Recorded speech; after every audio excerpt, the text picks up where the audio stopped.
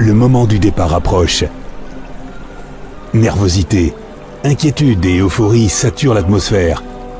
Sur le Guadalquivir, majestueux, les 5 navires, le Victoria, le Trinidad, le San Antonio, le Concepción et le Santiago. Tout près, les capitaines dirigés par le capitaine général Magellan attendent que les préparatifs de l'expédition prennent fin.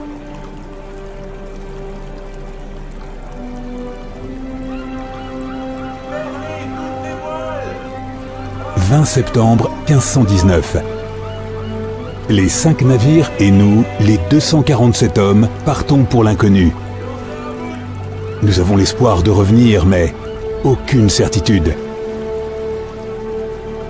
Pour le moment, nous nous dirigeons vers le sud, vers les îles Canaries, pour aborder ensuite les côtes africaines.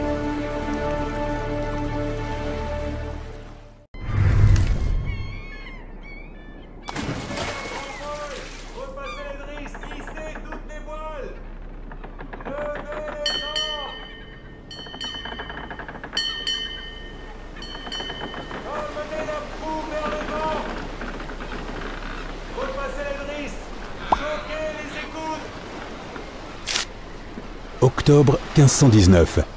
Nous naviguons le long des côtes de l'Afrique. Juan de Cartagena et d'autres capitaines ne font pas confiance au Portugais Magellan. Ils lui demandent conformément aux ordres du roi de dévoiler le cap emprunté et la route que nous allons suivre. Magellan refuse. Cartagena est arrêté.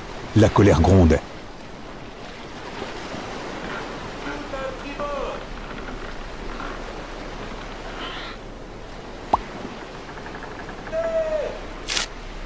Décembre 1519, nous sillonnons l'Atlantique et le découragement s'accroît chez les marins, de plus en plus mécontents avec Magellan.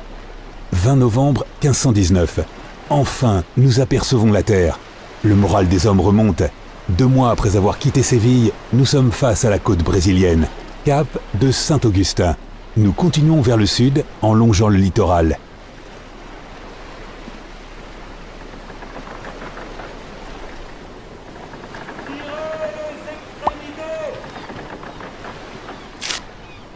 Décembre 1519.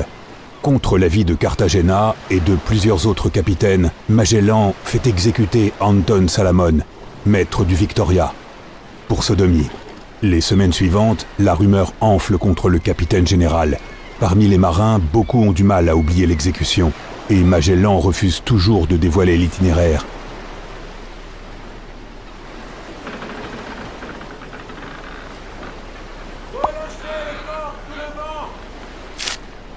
Février 1520. En vain, nous avons exploré le Rio de la Plata pendant 1 mois. Magellan était persuadé que nous avions enfin atteint le détroit, mais il n'en était rien. L'eau est douce. Nous devons continuer vers le sud.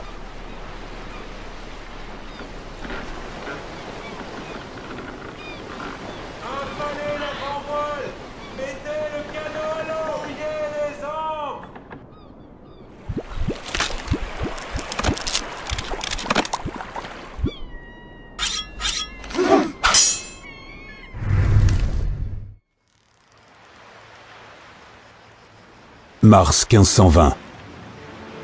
Sur ordre de Magellan, nous allons hiverner 5 longs mois dans la baie de San Julián. Aucun des autres capitaines n'est d'accord. De plus, il ne révèle toujours pas sa route. Mai 1520. Le Santiago a fait naufrage au cours de sa mission de recherche du détroit. Grâce à Dieu, tout le monde est sauf, mais dorénavant, nous sommes plus nombreux sur chaque navire et devons partager les provisions. Je remarque combien le malaise s'amplifie dans nos rangs. Été 1520. Nous nous sommes rebellés sur les ordres des capitaines Juan de Cartagena, Gaspar de Quesada et Luis de Mendoza. Magallanes envoie Gonzalo Gómez de Espinosa parlementer. Celui-ci va assassiner Mendoza par trahison. Fort du contrôle des 2 navires, il sème le doute parmi les marins et le soulèvement échoue. Ils épargnent la vie de la plupart d'entre nous, mais exécutent Quesada, démembré. Fin août 1520. Lorsque nous levons l'ancre, nous abandonnons le capitaine Cartagena. Il est banni.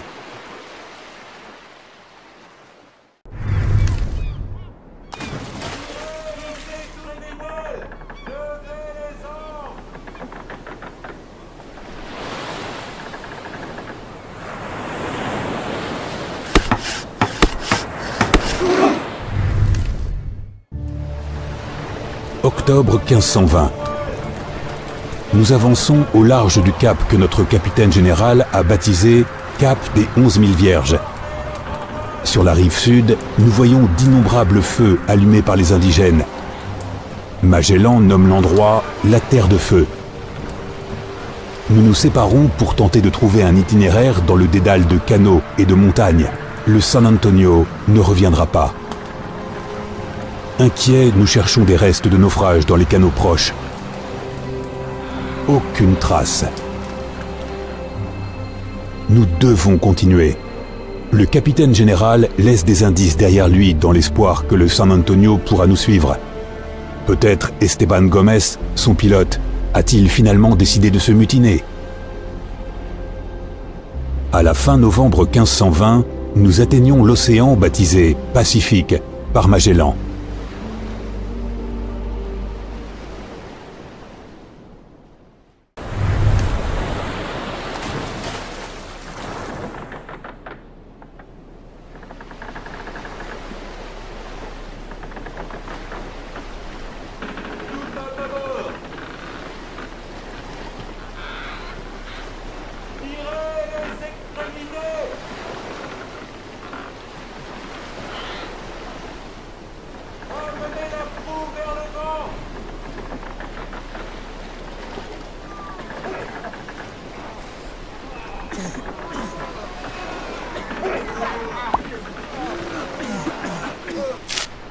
Janvier et février 1521.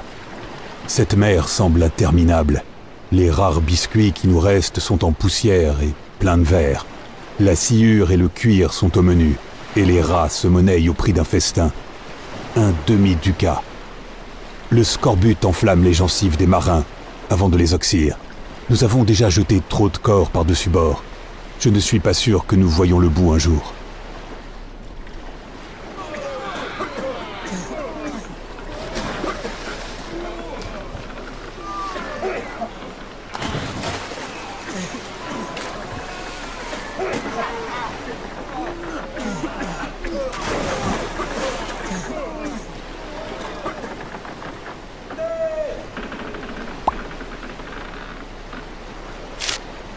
Mars 1521. Au terme de presque 3 mois de navigation, après que l'océan nous ait arraché d'innombrables âmes, nous apercevons l'île de Guam. Enfin, nous allons pouvoir nous approvisionner et reprendre des forces et du courage.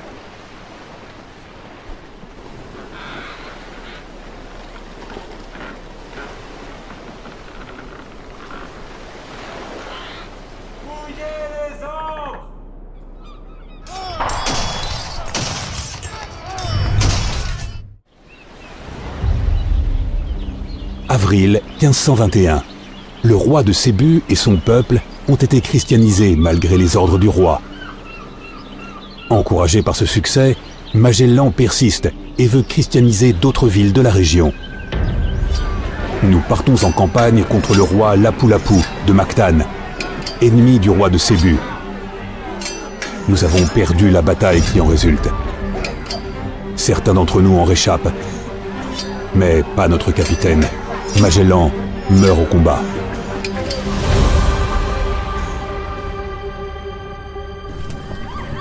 Mai 1521. Le roi de Sébu invite Duarte Barbosa, notre nouveau capitaine général, et 30 hommes à un banquet. Ils s'y rendent, confiants, et tombent dans une embuscade fatale. Ceux d'entre nous qui sont restés sur le navire fuient les lieux.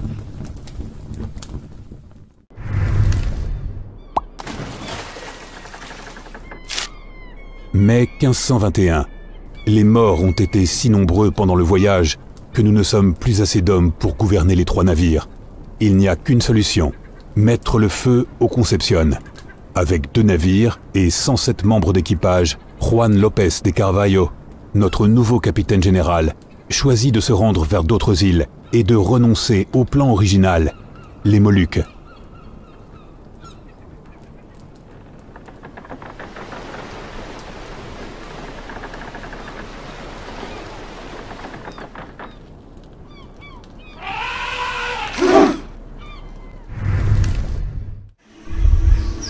Été 1521. Envoyé en ambassadeur par le capitaine général Carvalho, un groupe d'hommes conduits par Espinosa et Elcano rendent visite au roi Siripada à sa cour de Brunei. Montés sur des éléphants, nous sommes témoins de merveilles en or, en perles, en soie, en porcelaine, mais de leurs canons aussi. Pendant ce temps, dans notre dos, et sans se soucier de notre destin, le capitaine Carvalho s'emploie à attaquer les navires du sultan. Il pille et viole sans pitié. Étonnamment, nos têtes restent à leur place. Le sultan a bien vu que nous ne sommes pas coupables de ces atrocités. Et il nous autorise à partir. Fin septembre 1521. Espinosa et Elcano démettent Carvalho et prennent les commandes. Gonzalo Gómez d'Espinosa à bord du Trinidad comme capitaine général. Elcano à bord du navire Victoria. Revenant au plan initial, nous naviguons vers les Moluques.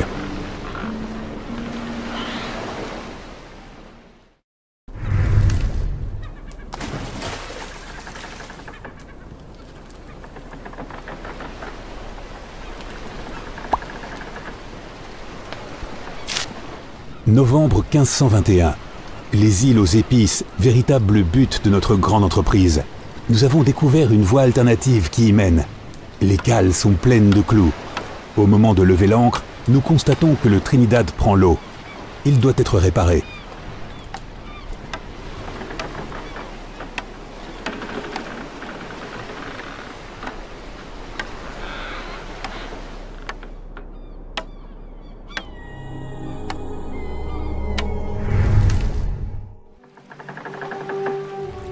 Décembre 1521. Nous rentrons chez nous. Mais contrevenant aux ordres du roi, Elcano a décidé que le Victoria passerait par l'ouest, dans les eaux portugaises. Cela est interdit et dangereux. Si les Portugais nous attrapent, ils risquent de nous tuer. C'est pourquoi Elcano souhaite se diriger vers l'océan Indien du Sud. Personne n'y navigue, personne ne nous découvrira. Cela lui semble être l'option la plus sûre. Or, la route est inconnue. Ce sont des eaux inexplorées. Quant à Espinosa et le Trinidad, ils suivront le plan établi et tenteront de rebrousser chemin. Nous nous séparons.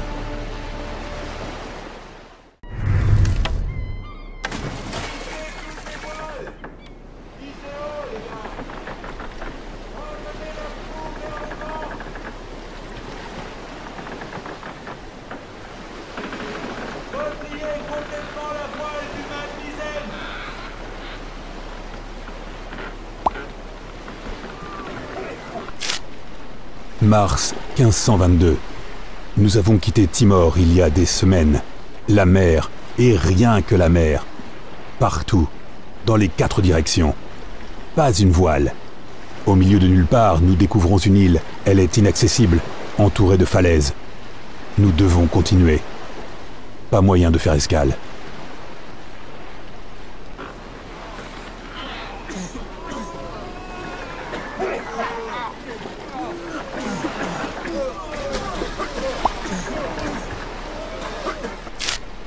Mai 1522. Les mois passent et les provisions s'épuisent. Le soleil est brûlant et les tempêtes terribles. Il ne nous reste que du riz et de l'eau. Le fantôme du scorbut revient nous hanter et faire son impitoyable travail d'extermination. Certains supplient Elcano de virer vers le Mozambique. Mais il nous harangue avec passion. Plutôt mourir que de nous rendre aux Portugais.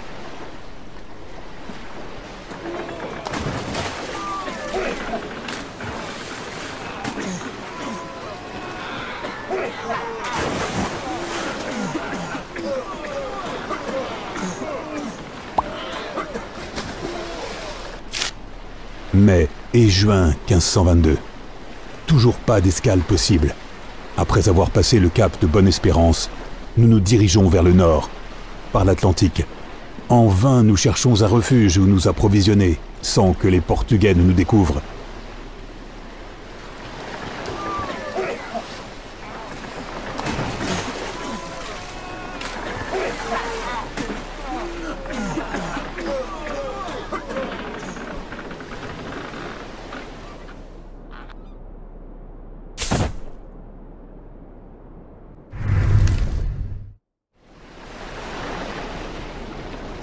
Juillet 1522.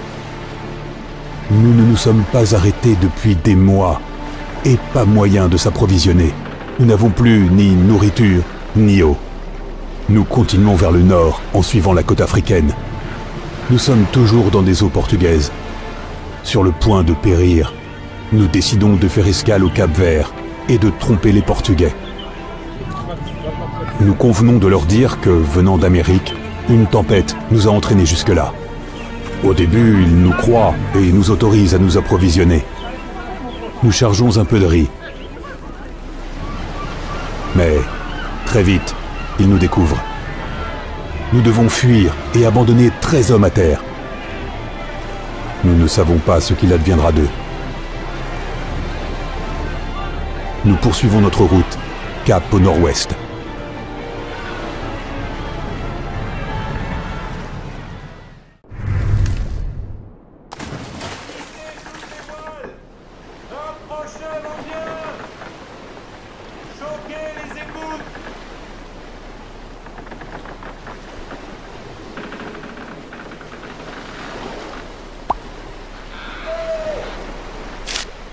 Septembre 1522.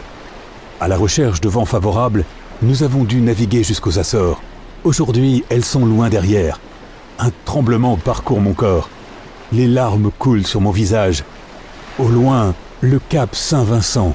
Allons-nous vraiment réussir à rentrer chez nous ?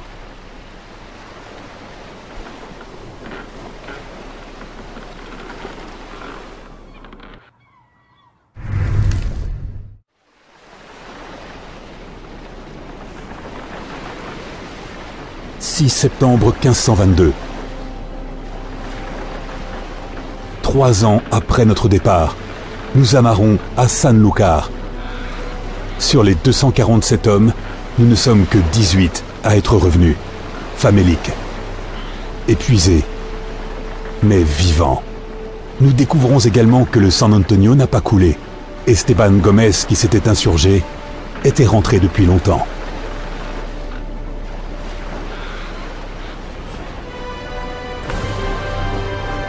Quant à nous, les 18 hommes du capitaine Elcano, nous sommes les premiers êtres humains à avoir fait le tour du monde et à prouver que, effectivement, la Terre est ronde.